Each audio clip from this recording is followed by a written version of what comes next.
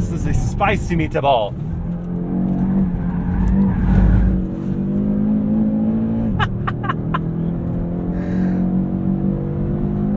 Oh, it's so much fun. Hey crew, I've got the key to that 2022 Audi RS3.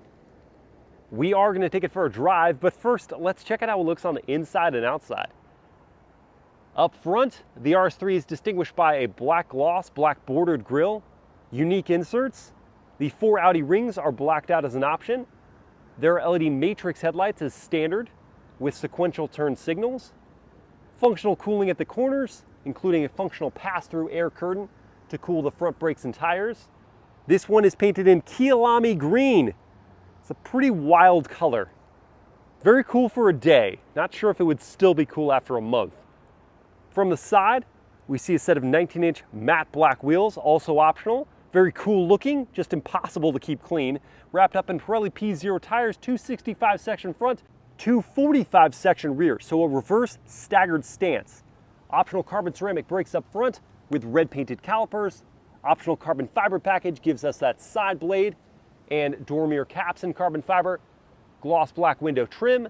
Stepping back to look at the profile, the flared fenders draw the eye down, give it this planted stance. It's also not diminutive looking, it's not pint-sized. At the back, that carbon fiber pack gives us an extended carbon fiber lip spoiler. The LED taillights also have sequential turn signals. Fake honeycombing down here at the lower bumper. Black diffuser with optional sports exhaust for those blacked out oval exhaust ports. The RS3 looks like it's serious. It means business when it comes to performance. That color, not sure if it's my long-term play, but it is exciting. Let's check out the interior now. Opening up and looking inside at this black interior with more Kyalami, or let's just call it key lime green accents for the seat belts, the Nappa leather seats, the floor mats, and here on the doors. Mix of materials, some bad, hard scratchy plastic, some good, brushed metals with ambient lighting showing up at night, suede, and some okay, injection molding with padding. One touch up-down windows, a Bang & Olufsen 3D sound system with the tech package. Sliding inside, pretty easy to do. Here I am behind my own seat at 6 feet tall. With those knee cutouts, I've got a bit of knee room. This is hard plastic and this netted pouch is gonna sag over time. Good sized foot pockets to slide my feet under, but without much leg room. My knees are still pitched up, so the thigh support is suffering. The real issue though is headroom. Head is pressed against the roof. I can't make it back to that headrest. I can sit in a more natural seating position, but this is just not going to be great for taller adults for any distance.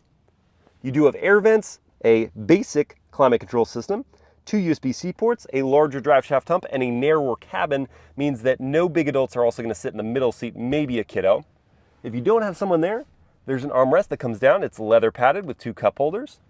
So the amenities are good, but the space is really for smaller adults or kids. Let's check out the front. Door close noise. Ooh, very, very solid. Moving up front, we find some aggressively bolstered RS sport bucket seats with more key lime accents, heating, and power adjustments. There's an aluminum illuminated RS3 tread plate, RS floor mats, aluminum foot pedals, and you get a big power sunroof. On the doors, same materials as the back, except up high now we have injection molding at least. 2-position memory for those seats, power adjusting and power folding door mirrors. Your trunk release button is here, and it does pop the trunk all the way up. Inside, we find a pretty meager 8 cubic feet of space. You can expand it by 40, 20, 40, split folding those rear chairs. That has to happen from within the cabin though, because there are no handles to pull here in the trunk, except for the handle to close the trunk lid, which is manual and it doesn't weigh very much, so it's really easy to do. Moving into the cockpit, always fun to say. With the RS design package equipped, we get an Alcantara wrapped steering wheel. Great thickness in the hands, but the diameter is almost kind of large for this size of car.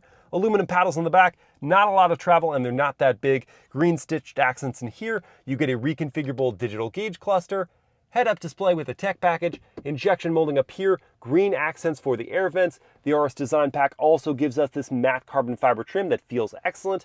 There's a 10.1-inch touchscreen infotainment system. It's a very user-friendly layout. It also has this haptic feedback, so you know your message has been received. It also has wireless Apple CarPlay and Android Auto. Below the screen are physical inputs for your climate settings. There's a wireless smartphone charging pad, 2 USB-C ports, lots of gloss black, probably in the worst spot for it too. It will easily scratch, collect dust, and smudge here. In lieu of a volume knob, you got this touch-sensitive control that's actually pretty intuitive with Seek settings. DC outlet here, 2 cup holders, more hard scratchy plastics, leatherette padded armrest that's adjustable and has a little bit of storage inside. Visibility is good out the back, but then, especially with these seats in this position, kind of hard to see around them. There is standard blind spot monitoring, optional rear cross traffic. The cabin as a whole, I really like the angular layout, some nice sporty touches, the splashes of color, the good technology. It's just kind of brought down by the harder, scratchy plastics in some obvious places. Of course, the rear passenger room isn't going to be amazing in this segment, but at least the front passenger space is. Now let's take the RS3 for a drive.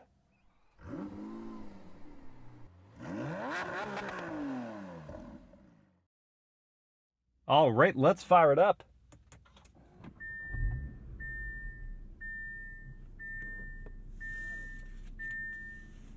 Very low frequency flump from the Inline-5 upon startup. We will begin in the auto drive mode, which adapts to your driving behavior. And then to go into reverse, we get to very delicately use this dainty little gear selector. You use 2 fingers. You don't get to aggress it in any way. You just, and we're in reverse. There is a medium resolution backup camera. You do have parking sensors there. No surround view camera system. That is an option. We also have parking assistance.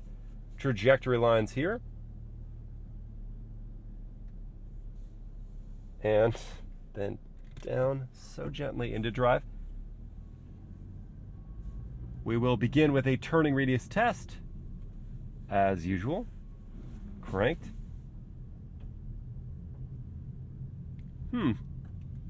That was not the tightest turning radius for a subcompact sedan. How does that turn signal sound? It's like you're flicking your tongue against the roof of your mouth. And the world famous horn test. Yeah, okay. I'd move for that if I didn't see the Kyalami Green paint job first. Powertrain in this 22 Audi RS3. It's a fun one. Turbocharged 2.5 liter 5-cylinder. It makes 401 horsepower and 369 pound-feet of torque. Those are increases of 7 horsepower and 15 pound-feet over the outgoing RS3. But honestly, they could have not increased the power at all, and I still would have been happy that Audi is producing this engine, especially considering the TTRS is now being discontinued, and that was the only other model that used the 5-cylinder. The RS3 carries on this very distinctive, unique engine in this industry. Unlike 4 cylinders, it not only has more power, but it has more character to the exhaust note, and unlike 6 cylinders, it's not quite as refined. What is refined is the ride quality. With these adaptive dampers, I'm quite comfortable, aided by some very ergonomically shaped seats, not overly bolstered. As we go over the bumps, you feel little ripples in your body, but the ride stays compliant. The brakes,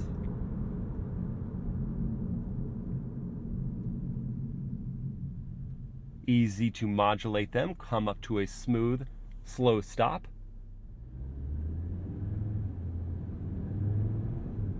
Moving away from a stop, that transmission, the 7-speed dual clutch, silky smooth in operation. You'd think it was a torque converter automatic because it's just gentle in the way it moves between gears, and the power delivery from the Turbo 5 is linear. It's just an altogether pleasant vehicle to daily drive, and I mean, we haven't even approached the true dynamic stuff to the RS3, but I'm enjoying it still at these modest speeds. It's well built, it's well insulated, great riding, comfortable, smooth in operation. As the speeds do build, it stays quiet. It would make for a great commuter. Yet I wonder, what happens between commutes? Does it earn the shouty paint job with sizzling, scintillating performance? And we will start off the excitement with a real world, meaning not perfect conditions, 0 to 60 test with my race box setup here. I will immediately follow that up with a braking test from around 60. To do the launch control, I'm going to hit the RS button once and twice where I've set it up to have all the conditions needed, basically the sport powertrain and traction control either off or in sport traction. I then hold my foot hard on the brake, pin the throttle, hold it at 4,000, let go. 3.68, and then from around 60,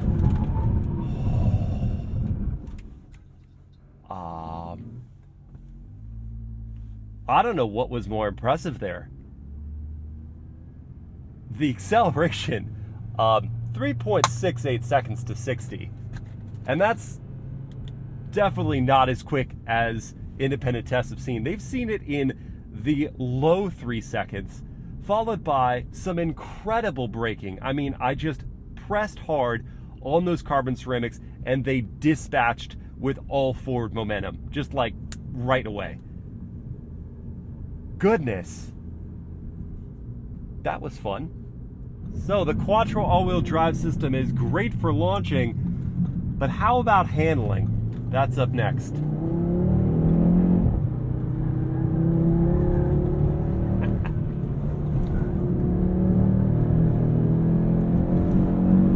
Oh, heavens. This is a spicy meatball.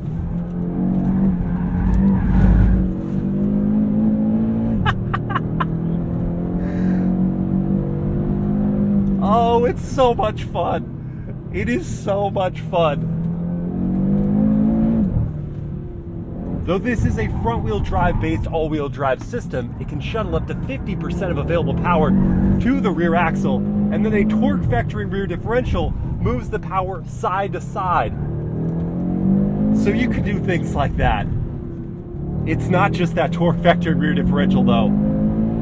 It's also the reverse staggered stance, allowing the nose to stay planted while the rear end can move. That just cures potential understeer before it's ever really a problem.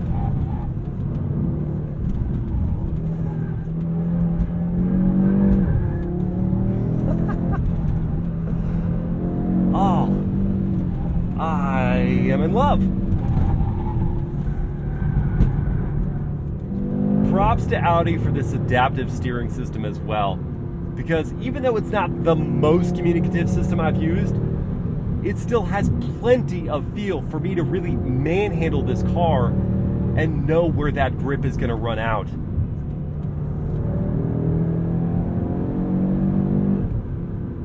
Suspension versatility is yet another win here. From the plush ride quality I experienced on road to now being so stiff, so flat, is pretty amazing. Now, for almost all the conditions in which we just experienced, this transmission in auto mode seemed to find the right gear, but I still want to play around with manual mode. The way you access that is by pulling a paddle, and it will stay in manual mode until you pull the selector and take yourselves out of it. Downshifts are quick. Does let you go all the way to red line. Upshifts are prompt as well.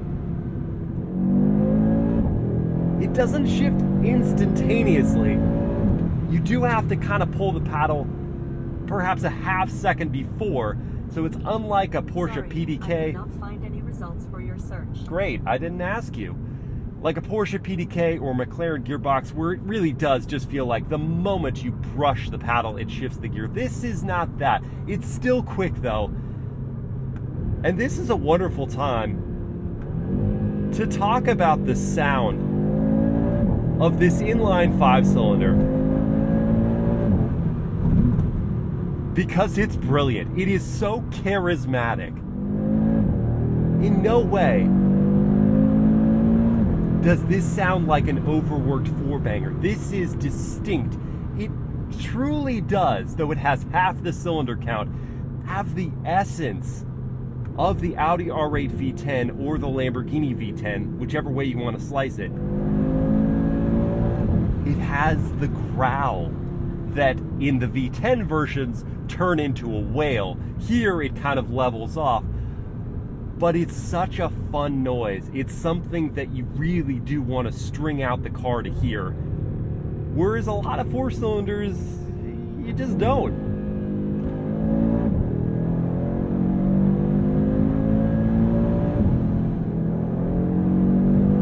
Now seems like a good time for the MilesPerHr word of the day. As we go into the comfort drive mode and we ease back off a bit, I feel like the word that best describes the 22 Audi RS3 is boisterous, meaning rowdy or energetic. I feel like that's not how you make a U-turn. I feel like this car is encapsulated by the idea of someone taking a beehive, shaking it up, and sticking it under the hood of the RS3. It's just contained excitement and a bit of fear. And now, let's talk about the competition for the 22 RS3. First, the starting figure along with the fuel economy and the top speed. The starting price for the RS3 is $60,000. This one, as tested, has a lot of options, is $74,600. The fuel economy is 20 mpg in the city, 29 on the highway, and 23 combined. And with the Dynamic Plus package, the top speed is brought up from 155 to 180 miles per hour. If you want to shop within the very same segment the RS3 competes in, I would say the Mercedes-AMG CLA 45 would be one to consider. That one starts at $57,000. It makes 382 horsepower. It gets to 60 in 3.9 seconds, and the fuel economy is 23 combined. If you don't need the rear doors, one to consider would be the BMW M240i xDrive. That is a deal at $49,500. It makes 382 horsepower. It gets to 60 in 4.1 seconds. The fuel economy is 26 combined mpg. And then finally, if we're gonna move a segment up, still going with the four-door, but a little larger of a vehicle, there's the Lexus IS 500. It is a V8 rear drive application that starts at $58,000. It makes 472 horsepower, gets to 60 in 4.5 seconds, and the fuel economy is a miserable 19 combined mpg. The RS3, as I've said now for a number of times, is unique. The powertrain is unique, the packaging is unique, with just the CLA 45 and, perhaps the M235i Grand Coupe being its only real direct competitors, and the M235i being just miserable, the CLA 45 being okay. This is a special offering. The M240i would be my first choice if I needed to stay in the 50,000 territory, and or if the rear doors were not a requirement. The IS 500, very appealing for its V8 music and supple ride quality. The interior is a bit dated, and it just weighs quite a bit more than the other cars I mentioned.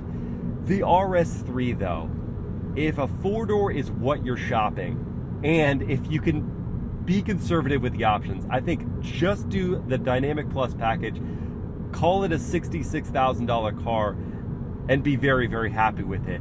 It's not perfect, right? Like the hard, scratchy plastics in places, the rear seat headroom, the smallish trunk, those hold it back a little bit. But it is the best one. It is the best four-door, small-sized, high-powered vehicle you can buy. It rides amazingly day to day. The transmission is smooth, and then when you're driving sportily, it responds quickly. The steering is excellent. The braking is phenomenal. The powertrain is unique in its sound and its delivery of that performance. I do love this car. I've taken it to the track, and it impressed me there as much or more as it does on the road. I hope you guys have enjoyed this POV drive review. Be sure to look out for Zent's POV night drive in this car so you can see how it looks at night, the headlights, the interior lighting, hear that Bang & Olufsen sound system. That'll come out in the next day or two. If you did enjoy this video, please like, comment, and share it. Subscribe to the channel, hit that bell to get notified, and I'll see you next time.